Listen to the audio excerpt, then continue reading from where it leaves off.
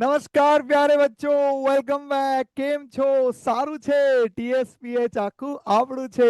Welcome to TSPH digital Guru, my self professor Parimal Patel, the faculty of chemistry, and in today's class we are gonna do fantastic topic and that's the titration. I am sure आप में से कई बच्चे इस बात को लेकर regret करते होंगे कि इजी पीजी क्वेश्चन हम लोग जो जेडब्ल्यू के अंदर टाइट्रेशन के छोड़ के आते हैं उन्हें सॉल्व करना कितना आसान होता है। एकदम हार्डली उसके अंदर कोई ज्यादा कैलकुलेशन होते हैं और बहुत ही आप कॉन्फिडेंटली उसका आंसर मार्क कर सकते हो, लेकिन पहले कभी देखा नहीं किया नहीं तो उसके अभाव में या रिवाइज नहीं किया उसके अभाव में आप उसको गलत करके आ जाते हो। अब ऐसा नहीं होगा क्योंकि मैं आपको पूरा titration, redox titration as well as acid base titration फटाफट झटाफट रिवाइज कराने वाला हूं और साथ में आपको शॉर्ट ट्रिक्स एंड टिप्स बताऊंगा जिसके कारण आप कम समय में आसानी से टाइट्रेशन के क्वेश्चन कर पाएंगे। Alright, so let's go ahead. And अगर आप चैनल पे नए हैं तो चैनल को सब्सक्राइब जरूर कर लीजिएगा और अगर जो पढ़ा रहा हूं वो समझ में आ रहा है तो उसको लाइक भी जरूर कीजिएगा and share it with your friends who are preparing for JEE and NEET. So here we go for the titration. तो प्यारे बच्चों, टाइट्रेशन जो है इसके अंदर दो प्रकार के हैं, acid based titration and redox titration. पहले हम बात करेंगे रिडॉक्स टाइट्रेशन की। रिडॉक्स टाइट्रेशन मतलब दो लोग जिनके बीच में रिएक्शन हो रहा है। पहले तो टाइट्रेशन मतलब क्या, टाई हो गया, जितना रिडक्टेंट उतना ऑक्सीडेंट, ये बराबर क्वांटिटी में जब हो जाता है, स्टोइकियोमेट्रिक बराबर क्वांटिटी में हो जाता है तो हम कहते हैं कि ये टाई हो गया, मतलब टाइट्रेशन हो गया। ये टाइट्रेशन का सिंपल मतलब है। रिडॉक्स टाइट्रेशन में एक बंदा ऑक्सीडेशन में जाता है, दूसरा बंदा रिडक्शन में जाता है, जबकि एसिड और बेस टाइट्रेशन में केवल न्यूट्रलाइजेशन होता है, पीएच बदलता है। और रेडॉक्स टाइट्रेशन के अंदर as I said oxidation potential में चेंजेस होते हैं। ऑलराइट, आई एम श्योर आपने पढ़ा है कि ऑक्सीडेशन पोटेंशियल अलग अलग होता है, अलग अलग स्पीशीज का। इलेक्ट्रोकेमिस्ट्री में पढ़ा है ना, एसआरपी सीरीज। जिसके पास में ज्यादा एसआरपी रहेगा they are strong oxidising agent, और जिसका एसआरपी कम रहेगा they are strong reducing agent. Alright, तो based on the oxidation potential redox titrations are studied. तो प्यारे बच्चों, अपने सिलेबस में रिडॉक्स टाइट्रेशन के 3 केसेस आते हैं। जो सबसे पहला केस है वो है आपका KMnO4 का।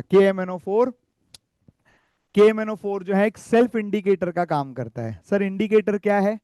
देखिए, टाइट्रेशन हो गया मतलब एसिड और बेस बराबर क्वांटिटी में आ गए या रिडक्टेंट ऑक्सीडेंट बराबर क्वांटिटी में आ गए, ये कोई तो हमें बताना चाहिए ना। अब सोल्यूशन का मुंह तो है नहीं, बोलेगा तो नहीं ना, तो वो कैसे इंडिकेट करेगा? तो जिस माध्यम से वो इंडिकेट करेगा वह इंडिकेटर है। तो चलिए फटफट देख लेते हैं। तो KMnO4 जो एक सेल्फ इंडिकेटर है, हम क्या करते हैं, ब्यूरेट लेते हैं, ब्यूरेट में KMnO4 भरते हैं जो कि पर्पल कलर का है। सोल्यूशन के अंदर यहाँ पर नीचे क्या लिया जाएगा, यहाँ ऑक्सालिक एसिड, मोहर सॉल्ट, फेरस सल्फेट, इस तरह का कोई भी सॉल्ट या कोई कंपाउंड लिया जाएगा जिसे हम ऑक्सीडाइज करना चाहते हैं। तो सोल्यूशन मैंने फ्लास्क में लिया है और ब्यूरेट के अंदर मैंने क्या भर दिया है, KMnO4। अब हम लोग जैसे ही नॉब खोलेंगे तो KMnO4 के ड्रॉप्स गिरते जाएंगे, लेकिन KMnO4 जब सामने वाले को ऑक्सीडाइज करता है तो बच्चों पर मैंगनेट जो है वो कलरलेस Mn2+ में कन्वर्ट हो जाता है। पर मैंगनेट पर्पल कलर से कलरलेस हो जाता है। तो जैसे ही ड्रॉप सोल्यूशन में गिरा कलर चला जाएगा, जैसे ही ये ड्रॉप सोल्यूशन में जाएगा ये जो पिंक कलर है आप स्वर्ल करोगे तो पिंक कलर चला जाता है। पर जब आपका ऑक्सालिक एसिड खत्म हो गया, सारा ऑक्सालिक एसिड मर गया, KMnO4 ने उसको मार दिया, अब जब नया नेक्स्ट ड्रॉप ऑफ KMnO4 आएगा तो वो कलर जाएगा क्या? नहीं जाएगा, वो कलर परमानेंटली परसिस्ट करेगा। और कितना, इवन द स्मॉल ड्रॉप मतलब 10⁻⁻⁶ मोल पर लीटर, इतनी लो कॉन्सेंट्रेशन के अंदर भी आपको वो परमानेंट कलर देता है। बराबर है, तो KMnO4 खुद का ही कलर पर्पल कलर आपको दिखाई दे रहा है एंड इसीलिए इसको कहा गया है कि ये सेल्फ इंडिकेटर है, बाहरी इंडिकेटर की आवश्यकता नहीं है। So this is our case number 1। Alright, and क्योंकि ये इतने स्मॉल क्वांटिटी के अंदर कलर देता है तो there is no what you call drawback of any overshoot. बराबर है, तो इसमें किसी प्रकार का कोई ओवरशूट नहीं होने वाला है। तो दैट्स योर कैटेगरी नंबर 1। अच्छा, अभी इसके अंदर एक बात ये भी याद रखो, जैसे मैंने आपको कहा कि आपके सिलेबस में KMnO4 वर्सेस फेरस की बात हो रही है, जो सबसे कॉमन है। फेरस को फेरस सल्फेट से भी ले सकते हैं और मोहर सॉल्ट से भी ले सकते हैं। मोहर सॉल्ट मतलब फेरस सल्फेट अमोनियम सल्फेट का मिक्सचर होता है, बट उसमें रिएक्ट सिर्फ फेरस सल्फेट ही करता है, तो हमारा काम सिर्फ फेरस सल्फेट से है। ठीक है, सो 1 मोल KMnO4 5 मोल फेरस के बराबर होता है। ये चीज आपको याद करनी है। हाँ सर, याद क्यों करें, हम लोग तो समझ के पढ़ेंगे। अरे समझ लो ना, समझ तो आपने ऑलरेडी लिया हुआ है, अभी मैं आपको रिकैप दे रहा हूँ फटाफट। ये देखिए, आप जब ये रिएक्शन को बैलेंसिंग करना सीख रहे थे, तो क्या आपने ऐसा कभी पढ़ा कि फेरस फेरिक में गया तो कितने इलेक्ट्रॉन का चेंज? 1 इलेक्ट्रॉन का चेंज, ठीक है। और अगर KMnO4 Mn2+ में गया, मतलब +7 से +2 में गया, तो यहाँ पर 5 का चेंज है, यहाँ 5 का चेंज, यहाँ 1 का चेंज। तो डेफिनेटली KMnO4 एक फेरस को मारेगा कि सर इसके पास तो 5 इलेक्ट्रॉन लेने की क्षमता है, तो ये 5 फेरस को मारेगा, वही तो मैं कह रहा हूँ। तो 1 KMnO4 5 मोल फेरस के बराबर है। अब ये रिजल्ट आपको याद रख लेना है, ठीक है। अगर आपको नहीं याद रखना तो आपको रियल टाइम में बैलेंसिंग करनी पड़ेगी। बट अपने सिलेबस में सिर्फ 2 ही केस है बच्चों, KMnO4 वर्सेस मोहर सॉल्ट, और दूसरा है KMnO4 KMnO4 versus oxalic acid, बराबर, ऑक्सालेट। तो ध्यान रहे कि आपका 2 मोल KMnO4 5 मोल ऑक्सालेट के बराबर होता है, बराबर है। तो ये अगर आप छोटा सा टेबल याद कर लेते हैं, तो KMnO4 वाले टाइट्रेशन के क्वेश्चन आपके हो जाएंगे, तथास्तु पक्का हो जाएंगे, ठीक है। और 1 मोल कमिनो4 5 मोल फेरस, ठीक है। तो रिडॉक्स टाइट्रेशन में कितने केसेस थे बच्चों? 3। पहला है KMnO4, दूसरा है K2Cr2O7, तीसरा है आयोडोमेट्री। मैंने आपको पहला केस पढ़ा दिया, KMnO4, है ना आसान। अभी सेकंड केस पे जाते हैं, दैट इज K2Cr2O7, बराबर है। अब K2Cr2O7 बोले तो potassium dichromate. Potassium dichromate orange colour का होता है, और जब वो सामने वाले को ऑरेंज कलर का होता है, ये ब्लू में मत जाओ, हाँ, सुनो पहले बराबर है, पोटेशियम डाइक्रोमेट ऑरेंज होता है। जब सामने वाले को वो ऑक्सीडाइज करेगा, तो बदले में वो खुद रिड्यूस होकर के Cr+3 में जाता है, बराबर है। डाइक्रोमेट जो है ये +6 में होता है, और वो खुद रिड्यूस होकर के Cr+3 ग्रीन कलर का बनता है, लाइट ग्रीन कलर। ओके, अब सोल्यूशन में ऑलरेडी ग्रीन कलर आपका बन रहा है। अब आपका जब मान लीजिए टाइट्रेशन खत्म हो गया, next drop of potassium dichromate का ऑरेंज ड्रॉप गिरेगा, तो क्या वो ऑरेंज ड्रॉप आपको ग्रीन के अंदर दिखाई देगा क्या कि कहाँ गया? वो नहीं दिखेगा। तो हम वो भेद नहीं कर सकते कि ग्रीन कलर में एक ड्रॉप ऑरेंज का, वी कांट आइडेंटिफाई। KMnO4 में चलता था क्योंकि वो कलरलेस हो जा रहा था, और फिर KMnO4 का एक लास्ट पिंक कलर का ड्रॉप गिरा, तो हमें पिंक दिखाई दिया। यहाँ पर तो ऑलरेडी ग्रीन कलर है, ग्रीन कलर के अंदर ऑरेंज कलर दिखेगा नहीं, और इसलिए हमें यहाँ पर इंडिकेटर डालना पड़ेगा। So remember which indicator we are gonna use? Diphenyl amine indicator. Diphenyl amine indicator हमें यहाँ पर यूज करना पड़ेगा। और जब मान लीजिए आपने ऑक्सालेट लिया है, पोटेशियम डाइक्रोमेट डालते गए, पोटेशियम डाइक्रोमेट ऑक्सालेट को कूटते जा रहा है, अब ऑक्सालेट खत्म हो गया, अब next drop of potassium dichromate जैसा गिरा, तो डाइफिनाइल अमाइन जो है वो K2Cr2O7 के साथ रिएक्ट करेगा, and that will form permanent blue coloration even in small quantity again. All right, and hence this diphenylamine indicator act as a very good color change, है ना। यहाँ पर ध्यान रखो कि ये ऑटो मतलब सेल्फ इंडिकेटर नहीं है, आपको ये यहाँ पर लेना पड़ेगा, ठीक है। सो ये आपका सेकंड केस हो गया। अब बात करते हैं न्यूमेरिकल जो इसके ऊपर पूछे जाते हैं।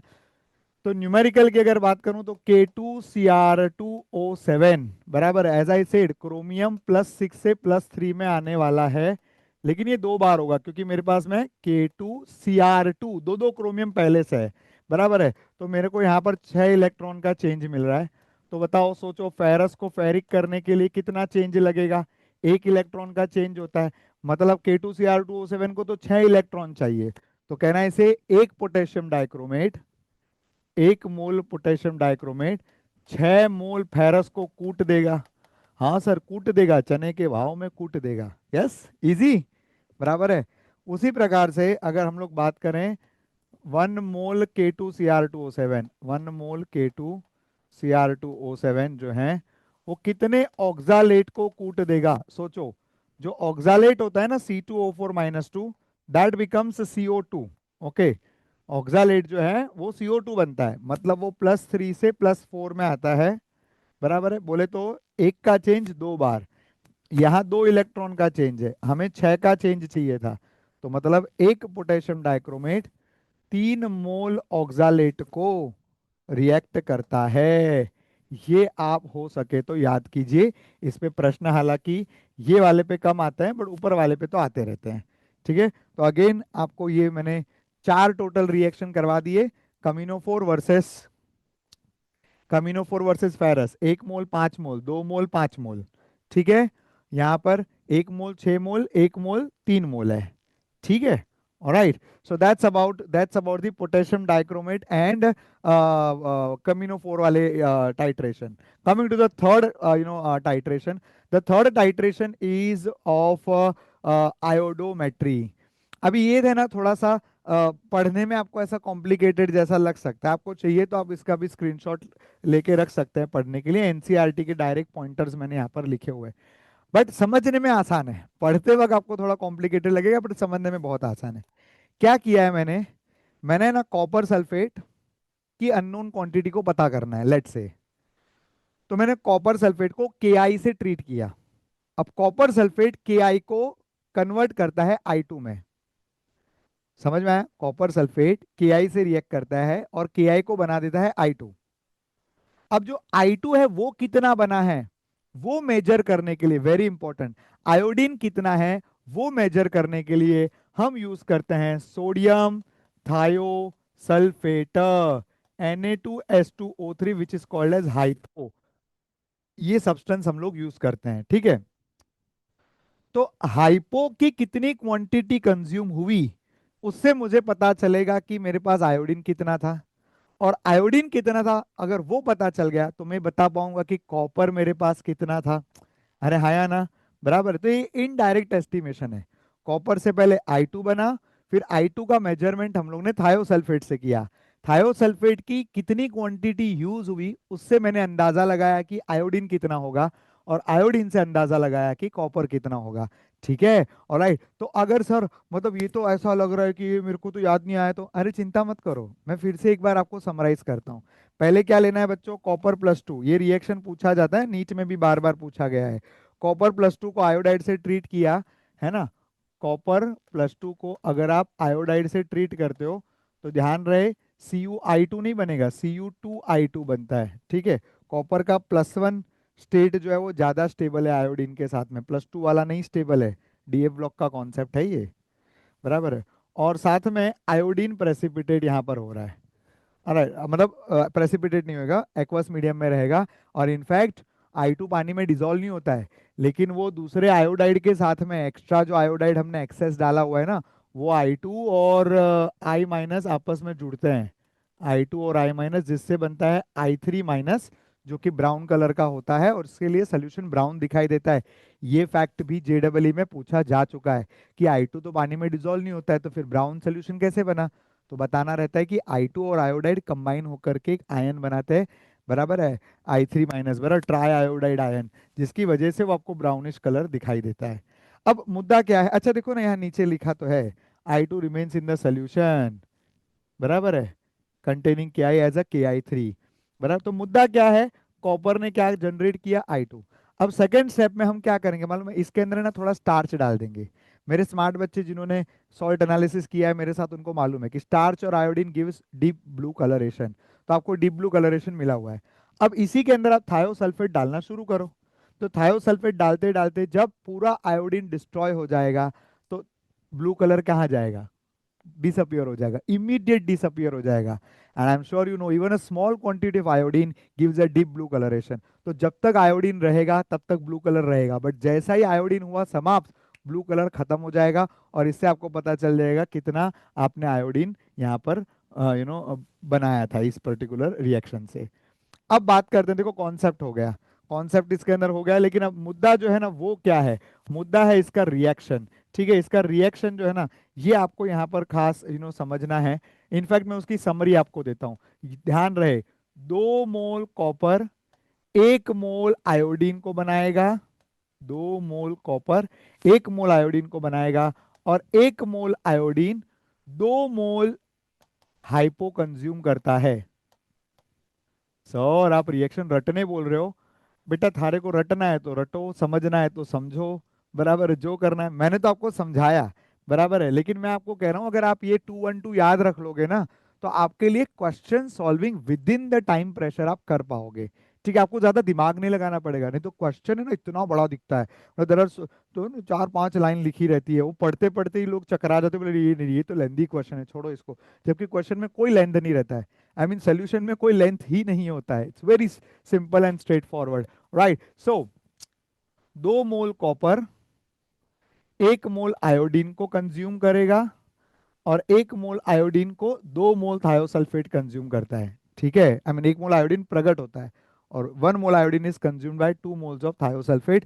If you want you can check out from this particular reactions. यहाँ पर जो रिएक्शन दिए उसमें आप देख सकते हो, 2 मोल कॉपर ने 1 मोल I2 बनाया, और यहाँ पर आप देखिए 1 मोल I2 को 2 मोल थायोसल्फेट कंज्यूम कर रहा है। और इसका भी रिएक्शन आपको रेडॉक्स रिएक्शन चैप्टर में आपने पढ़ा है, तो जरूर याद रखिए कि H2O3 - 2 बोले तो थायोसल्फेट का क्या हुआ, बराबर है, टेट्राथायोनेट, इसको कहते हैं टेट्राथायोनेट आयन। तो टेट्राथायोनेट आयन इसका बनता है ना, वो भी आप याद रखो। हालांकि टाइट्रेशन में ये नहीं पूछा जाएगा, टाइट्रेशन में सवाल इसके ऊपर रहेगा, copper iodine thiosulphate. Easy, alright. तो देखो हो गए तीनों रेडॉक्स टाइट्रेशन हो गए, कितना आसान थे, कितने आसान थे। चले अभी इसके क्वेश्चन देख लेते हैं, रियल पास्ट ईयर में आए हुए क्वेश्चन आपके साथ सॉल्व करूंगा, सो दैट आपको लगे कि हाँ ये मुझे आ रहा है, बराबर। और फिर आप समय सीमा को ध्यान में रखते हुए मैंने मेन मेन क्वेश्चंस लिए हुए हैं, आपके पास और भी क्वेश्चंस अवेलेबल हो जाते हैं, तो उसको जरूर आप सॉल्व कीजिएगा। आपके जो भी मॉड्यूल बुकलेट्स आपको मिले रहते हैं उसमें आप क्वेश्चन प्रैक्टिस कीजिए, that's worth it. Alright, so here we go. The question is 200 cc of X into 10 raised to -3 molar potassium dichromate required to oxidize 750 cc of 0.6 molar Mohr salt solution in the acidic medium. Here X is. All right. Now before I go to this particular question solving, let me tell you one simple thing, बराबर है, let me tell you one simple thing। अगर आप लोग को ये याद रख लेना है, बराबर है, तो आपको लिए मैं एकदम सिंपल ट्रिक लेकर के आया हूं।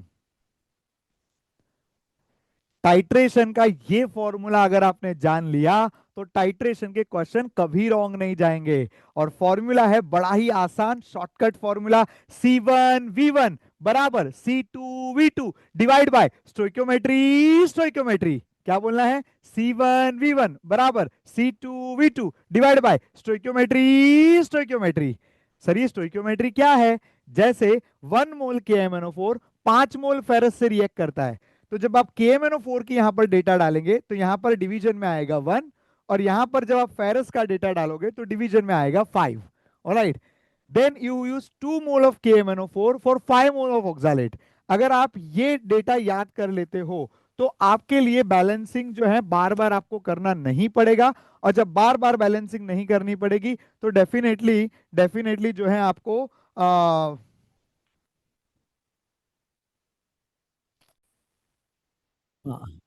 ऑलराइट, सो ये अगर आप याद कर लेते हो तो आप जो है बड़ी आसानी से इसके बेस्ड क्वेश्चंस कर पाएंगे। तो मैंने आपको ऑलरेडी ये वाले समझा दिए हैं, ये एसिड बेस के हैं।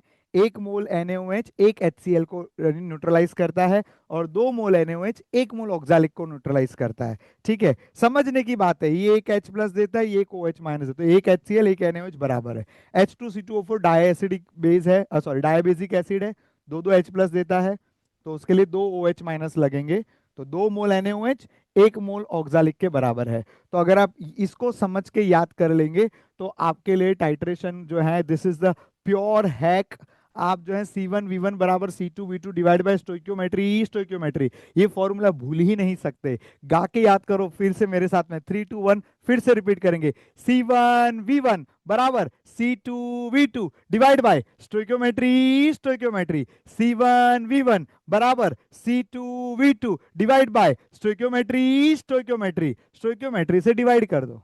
सर इनके अलावा और कोई रिएक्शन आ गया तो आप रिएक्शन लिख करके अगर रेडॉक्स बैलेंसिंग जानते हैं तो उससे भी आप कर सकते हैं, स्टोइक्योमेट्री से डिवाइड करना रहेगा आपको। ठीक है, बट अब तक के पिछले 4-5 सालों के क्वेश्चन उठा करके देख लो, क्वेश्चन इसी के ऊपर आए हैं, बराबर, क्योंकि यही प्रैक्टिकल केमिस्ट्री के सिलेबस के अंदर है। बाकी पूछने के लिए तो पूछा जा सकता है, हम ट्रिक और ट्विक कर सकते हैं, बट कॉमनली ये तो कर लो, बराबर, मैं कह रहा हूं ये तो कर लो, इसमें तो आने की संभावना बहुत ज्यादा है। ठीक है, ऑलराइट, सो चलिए ये फॉर्मूला हम लोग लगा करके देखते हैं, और हमारा एक क्वेश्चन बन रहा है कि नहीं बन रहा है, झटपट फटाफट। Alright, so here we have the formula C1V1 बराबर C2V2 divide by stoichiometry, stoichiometry. अब मैं अगर बात कर रहा हूं यहां पर किसके बारे में, पोटेशियम डाइक्रोमेट, मतलब हमारा K2Cr2O7 वर्सेस कौन है, मोहर सॉल्ट। बच्चों ध्यान है ना, मोहर सॉल्ट के अंदर मेनली रिएक्शन में कौन आता है, फेरस। वैसे तो मोहर सॉल्ट का फॉर्मूला है FeSO4 dot NH42SO4 dot 6H2O, ये पूरा फॉर्मूला है उसका मोहर सॉल्ट का, लेकिन उसमें रिएक्ट कौन करने वाला है, फेरस सल्फेट। तो सीधी बात, नो बकवास, मोहर माने फेरस। ओके, चलो let's put the data. K2Cr2O7 के लिए हमें यहां पर दिया है वॉल्यूम 200 सीसी, 200 सीसी मतलब 200 ml। ओके, कॉन्सेंट्रेशन तो बोला है x इंटू 10⁻⁻³ स्टोइकियोमेट्री कितनी होती है, याद करो, हमने अभी भी याद किया था, पोटेशियम डाइक्रोमेट, एक पोटेशियम डाइक्रोमेट 6 फेरस को, बराबर है, फोड़ सकता है। तो यहां पर एक आएगा, बराबर, यहां पर क्या आएगा, कॉन्सेंट्रेशन कितना दे रखा है इसका, मोहर सॉल्ट का दिया है 0.6 मोलार, वॉल्यूम कितना दे रखा है, बोला 750 डिवाइड बाय स्टोइकियोमेट्री, स्टोइकियोमेट्री कितनी है, फेरस की 6 है, बराबर है। देखो ये हो गया, आपने बस देखो रियल एग्जाम में ये सब नहीं लिखना होता है, ये तो मन में करना होता है ना, रफ पेपर पे तो डायरेक्ट वैल्यूज सब्स्टिट्यूट करते जाओ, ध्यान में रखते हुए कि एक तरफ आपने किसको लिया है, दूसरी तरफ किसको लिया है, और उसी की स्टोइकियोमेट्री से डिवाइड करना, हाँ, बराबर है। ऑलराइट, तो चलिए now this becomes very easy, ये 6 कट हो गया, ये 6 कट हो गया, इसका पॉइंट और ये पॉइंट गया, बराबर। तो x की वैल्यू क्या आ जाएगी, x बराबर 775 डिवाइडेड बाय 200 डिवाइडेड बाय 10⁻⁻3, 10⁻⁻3 नीचे था, ऊपर गया तो हो जाएगा 1000, 200 और ये गया 5 जा, बराबर 75 5 जा, 5 5 जा 25, 2 कैरिड 7 32 375। सो एक्स का आंसर आ गया अपना 375। So much fast and furious, I am so curious, are you serious, alright. तो ये आपको झटपट फटाफट आंसर दे रहा है, कोई इसमें कोई ऐसा मतलब तिगड़म वाला कैलकुलेशन भी नहीं है। और बच्चे ऐसे क्वेश्चन छोड़ के आते हैं, क्यों, क्योंकि प्रैक्टिस नहीं की रहती, कभी देखा नहीं होता है। तो टाइट्रेशन को जरूर अच्छे से करिए, आपके क्वेश्चन बनने वाले हैं, मार्क्स आपको आने वाले हैं, ठीक है। चलिए अगला प्रश्न देखते हैं। अगला प्रश्न क्या बोल रहा है, 10 ml of an aqueous solution of a ferrous ion was titrated in the presence of H2SO4 diphenylamine indicator. 15 ml of 0.02 molar K2Cr2O7 was required to get the end point. Molarity of the solution containing ferrous is x into 10⁻⁻², then the value of x is। Again question में diphenyl indicator, ये वो सब पढ़ के ना बच्चे कभी कभार ऐसे ही क्या कर रहे हैं अपन, बराबर, पढ़ा ही नहीं रहेगा तो नहीं आएगा। अब आपने मेरे से फॉर्मूला सीख लिया ना, क्या है फॉर्मूला, C1V1 बराबर C2V2 divide by stoichiometry, stoichiometry. तो यहां पर हो जाएगा C1V1 बराबर C2V2 divide by stoichiometry, stoichiometry. तो K2Cr2O7 की अगर मैं बात करूं तो कॉन्सेंट्रेशन मेरे को दे रखा है 0.02, वॉल्यूम मेरे को दे रखा है 15, बराबर है। और again question K2Cr2O7 versus ferrous का है, तो 1 मोल वर्सेस 6 मोल का है, तो इसका क्या हो जाएगा, ये 1 मोल, और यहाँ पर स्टोइकियोमेट्री है 6, कॉन्सेंट्रेशन मेरे को फेरस का बोला है x इंटू 10⁻⁻², और वॉल्यूम मेरे को उसका कितना बोला हुआ है, शुरू में ही बोला था, ये रहा 10 ml, right. So here the 10 ml is the volume given to me. देखिए दोनों वॉल्यूम ml में रहेंगे, आपको कन्वर्जन करने की आवश्यकता नहीं है, वैसे वॉल्यूम लीटर में डालना होता है, बट यहाँ क्योंकि ये वॉल्यूम भी ml में है तो सामने वाला वॉल्यूम भी ml में है, तो वो नलीफाई हो गया कन्वर्जन फैक्टर, ठीक है। तो इसका क्या आंसर अभी आना चाहिए, ये देखिए इसका 10⁻⁻² और यहाँ का 10⁻⁻² कट हो गया, ठीक है। तो दिस बिकम ये उधर जाएगा, 15 6 15 इंटू 2 डिवाइडेड बाय 10, बराबर, तो ये 0 0 कट हो गया, आंसर क्या आया अपना 18, बराबर। So 18 would be the final answer for the given question. है ना, कितना fast and furious, I am so curious. बराबर है। चलिए let's check the next one. 0.01 molar KMnO4 solution was added to 20 ml 0.05 molar mohr salt. So question is KMnO4 versus ferrous. ध्यान में है ना, इसका 1 मोल, इसके 5 मोल। बराबर है। ऑक्सालेट रहता तो इसके 2 मोल, उसके 5 मोल। ठीक है। सो KMnO4 का कॉन्सेंट्रेशन मेरे को दे रखा है 0.01। वॉल्यूम एडेड क्या था, solution was added to 20 ml of 0.05 Mohr salt, मतलब इसका वॉल्यूम मुझे नहीं दिया है। इसका कितना दिया है, इसका कॉन्सेंट्रेशन कितना दिया है 0.05 इंटू उसका वॉल्यूम कितना दिया है मेरे को 20। स्टोइकियोमेट्री क्या है बच्चों 5। बराबर है। और मुझे क्या ढूंढना है, the initial reading of 50 ml of burette is 0, the volume of KMnO4 left in the burette after the end point.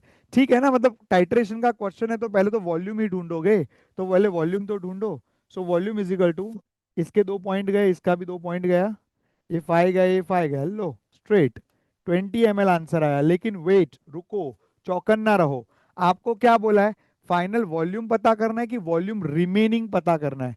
Volume of KMnO4 left, remaining पता करना है। अब 50 ml के ब्यूरेट में से आप कह रहे हो कि 20 ml कंज्यूम हो जाएगा, तो फिर बचेगा कितना, वो उन्होंने पूछा है, तो दैट्स ऑब्वियसली कितना बचेगा, 30 ml विल बी लेफ्ट। बराबर है। क्वेश्चन ये नहीं था कितना लगेगा, क्वेश्चन क्या था कितना बचेगा। तो कितना बचेगा के लिए आपको ब्यूरेट से सब्ट्रैक्ट करना पड़ेगा, and hence 30 ml would be the final answer for the given question. Now come to the next one. 10 ml of 0.05 molar Camino4 consumed in the titration of a 10 ml of oxalic acid dihydrate solution. The strength of the given oxalic acid solution is dash gram per liter. All right, so you have to be little careful. The final answer demanded is in the gram per liter. Not to worry. Is the question on titration? Yes. So the formula क्या लगने वाला है अपना, C1V1 C1V1 बराबर C2V2 divide by stoichiometry, stoichiometry. Let's say KMnO4 का concentration मेरे को दिया है 0.05, वॉल्यूम मेरे को दे रखा है 10, स्टोइकियोमेट्री होती है इसकी 1। बराबर है, नहीं ऑक्सालिक है ना, तो ऑक्सालिक में 2 मोल KMnO4, 2 मोल KMnO4 वर्सेस 5 मोल ऑक्सालेट होता है, राइट। तो यहाँ पर 1 नहीं आएगा, यहाँ पर 2 आना चाहिए। और सामने क्या आएगा, यहाँ पर आएगा 10 ml of oxalic acid. So oxalic acid 10 ml है, कॉन्सेंट्रेशन अपने को पता नहीं है, और उसका स्टोइकियोमेट्री कितना होता है 5 होता है। ठीक है, तो let us do this calculation. ये 10 गया, ये 10 टनाटन गया, बराबर। तो कॉन्सेंट्रेशन अपना क्या आ गया, बराबर है 0.05 मोलर इंटू 10, ये सही लिखा है। हाँ हाँ, तो कॉन्सेंट्रेशन अपना क्या आ रहा है अभी, 5 5 आर 25, 25/200। ओके, 25/200 ये अपना एज ऑफ नाउ आ रहा है, बराबर। इसको अभी एज इट इज ही रखो, इसको ज्यादा कुछ अपने को चेंज वेंज करने की जरूरत नहीं। आपको करना है तो आप कर सकते हो, 25 8 जा, है ना। तो कॉन्सेंट्रेशन अपना 1/8 आ गया, लेकिन चौकन ना रहो, ये कॉन्सेंट्रेशन मोल पर लीटर में होता है बच्चों। कॉन्सेंट्रेशन इज मोलारिटी ना, तो मोलारिटी मतलब मेरा आंसर मोल पर लीटर में आया है। अब इन्होंने बड़े ही शातिर तरीके से अपने को मोल पर लीटर में नहीं पूछा है, ग्राम पर लीटर में पूछा है। So we have to be careful. So what we will do now, what we will do, ये 1/8 को कन्वर्ट करेंगे अभी अपन। ठीक है। सो कॉन्सेंट्रेशन जो है मेरा आंसर आया था 1/8, तो मेरे को ग्राम पर लीटर में चाहिए। अगर आप मोल पर लीटर को ग्राम पर लीटर में कन्वर्ट करना चाहते हो, मोल को ग्राम में करना है, तो क्या करोगे, मोलार मास से मल्टीप्लाई। अब ऑक्सालिक एसिड डाइहाइड्रेट मतलब H2C2O4 डॉट 2H2O का मास होता है 126। बराबर, को नहीं याद है तो आप मास निकाल सकते हो, बराबर है। तो आपको क्या करना पड़ेगा, कॉन्सेंट्रेशन बराबर 1/8 इंटू 126, ये आपको सॉल्व करना पड़ेगा। तो आंसर आएगा आपका 8 1 जा 8 5 जा, बराबर है। फिर आएगा समथिंग 15.7 ऐसा कुछ आएगा, जो भी है, बराबर है। अच्छा नहीं, जो भी है नहीं चलेगा, अपने को आंसर 2 डिजिट तक चाहिए ना। हाँ, तो 1 जा आ गया, फिर ये आ गया 7 जा, फिर 5 जा, बराबर है। सो 15.75, तो अपना आंसर क्या आएगा 1575, बराबर, would be the final answer for the given question. है ना आसान बच्चों? तो अब टाइट्रेशन के क्वेश्चन से अब मुझे नहीं लगता है कि आपको किसी प्रकार का भय है। ठीक है, चलिए देखते हैं। अब ये क्वेश्चन भी देखो कितना बड़ा लंबा दिख रहा है, लेकिन बड़ा आसान है। Let's check. 20 ml of 0.02 molar hypo solution is used for titration of 10 ml of copper sulfate solution in the presence of excess of Ki using starch as an indicator. Molarity of copper 2 plus found to be। डरने का नहीं, वो starch indicator डाला है ना, ये डाला है वो डाला है। मुद्दे की बात पे आओ। क्या आपको याद है मैंने आपको सिखाया था? क्या सिखाया था मैंने आपको सिखाया था कि 2 मोल कॉपर इज बराबर 1 मोल I2 which is बराबर 2 मोल of Na2S2O3। Now here the question is 20 ml 0.02 molar hypo is used for 10 ml of copper sulfate solution। बराबर है, ये 10 ml कॉपर सल्फेट सोल्यूशन आपको यूज करना है, और कॉपर का ही आपको मोलारिटी भी ढूंढना है, राइट। तो बात कॉपर वर्सेस थायोसल्फेट की हो रही है, बराबर। तो आयोडीन को गोली मारो डिस्के आओ, बराबर, स्टार्च को भी गोली मारो डिस्के आओ, बराबर है। तो यहाँ पर कॉन्सेंट्रेशन क्या आ जाएगा, C1V1 बराबर C2V2 डिवाइड बाय स्टोइक्योमेट्री। तो कॉन्सेंट्रेशन कितना दिया है, बोला वही तो ढूंढना है सर कॉपर के लिए। वॉल्यूम कितना दे रखा है 10 ml, स्टोइक्योमेट्री कितना है 2, बराबर। कॉन्सेंट्रेशन कितना दे रखा है 0.02, वॉल्यूम कितना दे रखा है 20, स्टोइकियोमेट्री कितना है 2, बराबर है। ये आपको ध्यान में होना चाहिए, नहीं ध्यान में तो रिएक्शन लिखते बैठो, या आप भगवान का धन्यवाद करो कि इस बार रिएक्शन अपने को ब्रैकेट में दिए हुए है। ऐसा जरूरी नहीं है लेकिन हर बार दे, ठीक है। तो अपने को तो याद रखना है। चलिए 2 2 उड़ी उड़ी जाए, बराबर है। ये 0 0 मैं बचपन से हूँ हीरो, तो what's the answer, concentration is equal to 0.04, meaning 4 into 10⁻⁻2 should be the final answer for the given question. Alright, तो है ना ये क्वेश्चंस बड़े ही आसान। तो अभी अगला देखते हैं अपन, प्रश्न क्या पूछा गया है। देखिए थियोरी बेस्ड क्वेश्चन भी इस तरह के पूछे जाते हैं, स्टेटमेंट 1 2, बराबर। जिन्होंने पढ़ा नहीं, कभी कुछ सुना नहीं, वो तो भय के मारे पहले ही इसको छोड़ देंगे, और इतना लंबा क्वेश्चन, बराबर। लेकिन क्वेश्चन बड़ा आसान है। आप जानते हो कि KMnO4 के टाइट्रेशन में हीटिंग रिक्वायर्ड होता है, जबकि फेरस वाले टाइट्रेशन में हीटिंग नहीं करना होता है। वहां हीटिंग नहीं करना है, क्यों? क्योंकि ऑलरेडी रिएक्शन फास्ट होता है। और चेरी ऑन द केक, अगर आप फेरस को गर्म करोगे ना, तो वो फेरिक बनता है, एयर ऑक्सीडेशन हो जाता है उसका। तो इसलिए यहाँ पर क्या बोला, in the oxalic acid versus KMnO4 titration solution needs to be heated initially to 60 degree Celsius, but no heating is required for ferrous ammonium sulphate. बिल्कुल ही सही स्टेटमेंट। स्टेटमेंट 2 क्या बोल रहा है, oxalic acid versus KMnO4 titration, initial MnSO4 takes place at a high temperature which then act as a catalyst for the further reaction। Very good। And in case of the FAS, ferrous ammonium sulfate versus KMnO4, heating oxidizes ferrous to ferric by the air, बराबर। Oxygen का जो air है, air का जो oxygen है, वो उसको oxidise करेगा और एरर प्रोड्यूस करेगा। बिल्कुल ही परफेक्ट स्टेटमेंट है। लेकिन अगर आपने सुना नहीं है, पढ़ा नहीं है, तो रियल एग्जाम में आपको फिर कॉन्फिडेंस नहीं आता। बट अगर आपने पढ़ा सुना है, तो मुझे लग रहा है कि आप दोनों को ही सही मार्क करेंगे, and both the statements are true. That would be the final answer for the given question. Alright, तो बच्चों ये थे आपके रेडॉक्स टाइट्रेशन। अब बात करते हैं आपके एसिड बेस्ड टाइट्रेशन के बारे में। तो एसिड बेस टाइट्रेशन में कॉमनली बेस को ब्यूरेट में भरा जाएगा। याद रखो, ब base in the burette. Burette को हम बेस में भरेंगे, और एसिड को हम लोग कॉमनली फ्लास्क में लेते हैं। अब मान लीजिए एसिड की आपको क्वांटिटी पता नहीं है, तो उसको जानकारी के लिए बेस का तो पता होना चाहिए। दोनों अननोन रहेंगे तो ढूंढ नहीं सकते, दोनों में से कोई एक नोन होना चाहिए। बट जो नोन है उसकी वैल्यू जो है वो परफेक्ट है, ये हम कैसे पता करें?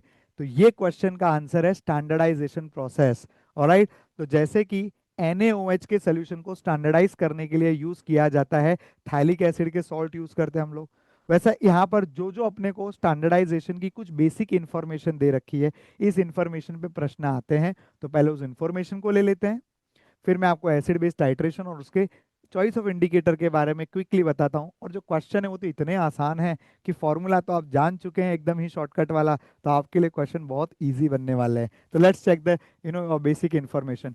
सोल्यूशन जिनका कॉन्सेंट्रेशन एग्जैक्टली नोन है, केवल उसी को कहा जा सकता है स्टैंडर्ड सोल्यूशन। लेकिन स्टैंडर्ड सोल्यूशन बनाने के लिए उसका स्टैंडर्डाइजेशन होना जरूरी है, और स्टैंडर्डाइजेशन करने के लिए हम कॉमनली यूज करते हैं प्राइमरी स्टैंडर्ड्स। बराबर है, प्राइमरी अवेलेबल नहीं है तो हम सेकेंडरी पे एक बार जा सकते हैं। बट प्राइमरी स्टैंडर्ड कौन होते हैं? बोला ये वो होते हैं जिनके मोलार मास रिलेटिवली कम हो, फिर जो इजीली एयर वगैरह के साथ रिएक्ट ना करते हो, इजीली डिकम्पोज ना करते हो, जिसमें इम्प्योरिटी बहुत ज़्यादा ना हो, या इम्प्योरिटी अगर हो तो भी इजीली आइडेंटिफाइबल हो। तो इस प्रकार के कैरेक्टरिस्टिक के जो कंपाउंड है उन्हें हम कहते हैं प्राइमरी स्टैंडर्ड्स। तो बच्चों यहाँ पर हमें दिया है कंपाउंड जिनके अंदर इम्प्योरिटीज कम से कम हो, या बराबर, या वो अनस्टेबल हाइड्रेटेड सॉल्ट नहीं होना चाहिए, तो उसको आप प्राइमरी स्टैंडर्ड कह सकते हो। अब ये जो एग्जाम्पल है ये एग्जाम में पूछे जाते हैं, तो इन एग्जाम्पल को नोट डाउन करके उसको जरूर अच्छे से याद करिए। Sodium carbonate, sodium tetraborate, potassium hydrogen phthalate, oxalic acid and Mohr salt that is ferrous ammonium sulphate, these are your primary standards. बराबर, इनको प्राइमरी स्टैंडर्ड की तरह ट्रीट किया जाता है। जिनके कॉन्सेंट्रेशन प्राइमरी स्टैंडर्ड के सामने फिक्स कर दिए गए हो उनको आप सेकेंडरी स्टैंडर्ड कह सकते हो। जैसे कि दो कॉमन सेकेंडरी स्टैंडर्ड के एग्जाम्पल आपकी बुक में आते हैं, वो है sodium hydroxide and potassium permanganate. तो ये एग्जाम्पल याद कर लीजिएगा, एग्जाम में पूछे जाते हैं। ठीक है, अगला देखते हैं। अब टाइट्रेशन जब आप एसिड बेस का होता है तो एसिड भी कलरलेस है, बेस भी कलरलेस है, तो अंत में हमें कैसे समझेगा कि एसिड ने बेस को नलीफाई कर दिया?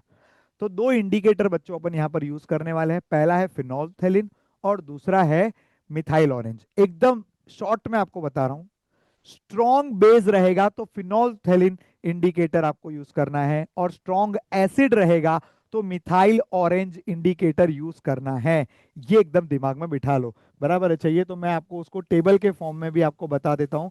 ऑलराइट, सो टाइट्रेशन में अक्सर ये प्रश्न आते हैं कि what should be the choice of indicator. So always remember students, when you have a strong acid the methyl orange will be the indicator. When you have a strong base, phenolphthalein becomes the indicator. If both of them are strong, then you can choose any one of them, methyl orange or phenolphthalein. But if both of them are weak, then neither the methyl orange nor the phenolphthalein can be used as indicator. There are no such indicators for this pair. Now, if the KMNO4 is used in the redox titration, that is a self indicator. अगर K2Cr2O7 की बात करें तो you need diphenylamine as an indicator, and अगर iodometry की बात करें तो starch is used as an indicator. So these are the common titration in your JEE NEET syllabus. Alright, तो ये आप इतना इंडिकेटर का लिस्ट भी याद कर लेंगे तो that's more than enough. बराबर, आपको कोई और एक्स्ट्रा करने की जरूरत नहीं है। ऑलराइट, सो फिनोल्फथेलिन की अगर बात करूं तो फिनोल्फथेलिन खुद एक वीक एसिड है, और इसके कारण उसका कोई कलर एसिडिक मीडियम के अंदर वो आयोनाइज ही नहीं होता है और उसका कोई कलर नहीं है। बट जैसे ही बेस के ड्रॉप उसके ऊपर गिरते हैं it shows an intense pink colour. So phenolphthalein जो है वो आपका बेसिक मीडियम के अंदर इंटेंस पिंक कलर देता है। साथ में इसको भी समझना चाहिए कि आपका नॉर्मल फिनोल्फथेलिन का फॉर्मूला क्या है, और फिनोल्फथेलिन जब बेसिक मीडियम में जाता है तब क्या हो जाता है। ठीक है, so this formula is also given in your NCERT. Simple आपको क्या याद रखना है मालूम है? यहाँ पर सारे बेंजोइड फॉर्म है, पूरे के पूरे बेंजीन है, तीनों बेंजीन है, बेंजोइड फॉर्म कहते हैं इसको। जबकि यहाँ पर आप देखिए क्विनोन बन गया है। क्या बन गया? देखो, क्विनोन। तो इसको हम लोग कहते हैं क्विनोन फॉर्म। सो कलर जो है वो क्विनोन फॉर्म में आता है, बेंजोइड फॉर्म में नहीं आता। इतनी इंफॉर्मेशन आप याद रख लीजिए। बेसिक मीडियम के अंदर ये क्विनोइड फॉर्म में एग्जिस्ट करेगा, क्योंकि बेसिक मीडियम H प्लस को नॉक ऑफ कर सकता है ना, right? Alright, so basic medium के अंदर फिनोल्फथेलिन जो है वो रिएक्ट कर जाता है और ये बनाता है आपका पिंक कलर का क्विनोइड फॉर्म, है ना, सॉल्ट फॉर्म है उसका। So that's the simple thing. Now coming to the next one, that is the methyl orange. अच्छा, before I go to methyl orange, NaOH के स्टैंडर्डाइजेशन के लिए पोटेशियम हाइड्रोजन थैलेट यूज किया जाता है। बराबर है, NaOH के स्टैंडर्डाइजेशन में। अब प्रश्न ये पूछा गया था एक बार जेई में कि इन दोनों के रिएक्शन में हम लोग इंडिकेटर कौन सा यूज करेंगे। सीधी बात है, यहाँ पर NaOH जो है वो स्ट्रॉन्ग बेस है, अगर बेस स्ट्रॉन्ग रहा तो आंखें मूंद के फिनोल्फथेलिन इंडिकेटर आप यूज कर सकते हैं। Alright, so phenolphthalein can be use as an indicator in this process. प्रश्न था मिथाइल ऑरेंज की बात करूं, सो मिथाइल ऑरेंज ध्यान रखिए एसिडिक मीडियम के अंदर कोई खास कलर चेंज नहीं देता, वो रेडिश दिखता है, लेकिन अल्कली मीडियम के अंदर जब वो रहता है तब वो येलो कलर शो करता है। Alright, so this is the methyl orange indicator. Now methyl orange खुद जो है एक वीक बेस है, जैसे फिनोल्फथेलिन खुद एक वीक एसिड था, ये एक वीक बेस है। ऑलराइट। और इसका भी जो है ये बेंजोइड फॉर्म होता है, और जब ये बेसिक मीडियम में रहेगा तभी ये बेंजोइड फॉर्म में रहता है। लेकिन ये एसिडिक मीडियम के अंदर क्विनोइड फॉर्म में आता है। यहाँ पर ये ऐसा आ जाएगा, डबल बॉन्ड और ये भी इधर double bond. Alright, so this becomes a quinoid form. So quinoid form के अंदर it is pinkish in colour, and benzoid form के अंदर it is yellowish in colour. तो ये मिथाइल ऑरेंज की मैंने बात की, बराबर। तो इतनी बेसिक इंफॉर्मेशन काफी है, बराबर है। इतनी बेसिक इंफॉर्मेशन काफी है, आप आराम से एसिड बेस के क्वेश्चन बना लेंगे। चलिए स्क्रीन पे देखते हैं प्रश्न। Consider the titration of NaOH 1.25 molar oxalic acid solution at the end point of the following burette reading were obtained: 4.5, 4.5, 4.4, 4.4. If the volume of oxalic acid taken is 10 ml, then the molarity of the NaOH solution would be. So formula C1 V1 barabar C2 V2 divided by stoichiometry. Here we are talking about NaOH versus oxalic. Remember, 2 moles of NaOH 1 mole of oxalic को मार देता है। Alright, सो NaOH का concentration मेरे को कितना दे रखा है? बोला सर वही तो ढूंढना है, molarity of NaOH is. So concentration ढूंढना है। वॉल्यूम तो देखो 4.5, इतने सारे वॉल्यूम में सर मैं कौन सा लूं? हमें लेना होता है CBR, यानी कि कांस्टेंट ब्यूरेट रीडिंग। जो रीडिंग सबसे ज्यादा बार रिपीट हुआ है वो ले लीजिए। सो वो है आपका 4.4, बराबर है। स्टोइकियोमेट्री कितना है उसका? 2। कॉन्सेंट्रेशन कितना दिया है ऑक्सालिक का? 1.25। ठीक है, वॉल्यूम कितना दे रखा है ऑक्सालिक का?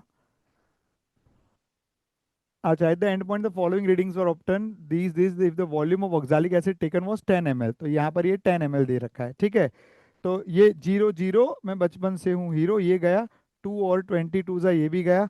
तो हमारा फाइनल आंसर क्या आएगा? कॉन्सेंट्रेशन बराबर 125 अपॉन 22, बराबर है। तो 125 अपॉन 22 इसको करेंगे, बराबर। So what is answer coming out to be, बराबर। समय को हम सेव करते हैं थोड़ा सा, 125 divided by 22, alright, that comes out to be 5.68। So nearly 6, हमें राउंड ऑफ करना है ना, तो इसका आंसर आएगा 6 molar. Alright, 6 molar is the final answer for the given question. I hope this was very easy, yes और no students? I hope you are able to do, बराबर। आप ये कर पा रहे हैं तो लेक्चर को लाइक जरूर कीजिएगा। X milligram of the pure HCl was used to make the aqueous solution of 25 ml of 0.5 molar barium hydroxide used when the HCl solution is titrated against it. सीधी बात है, here we are talking about HCl versus barium hydroxide.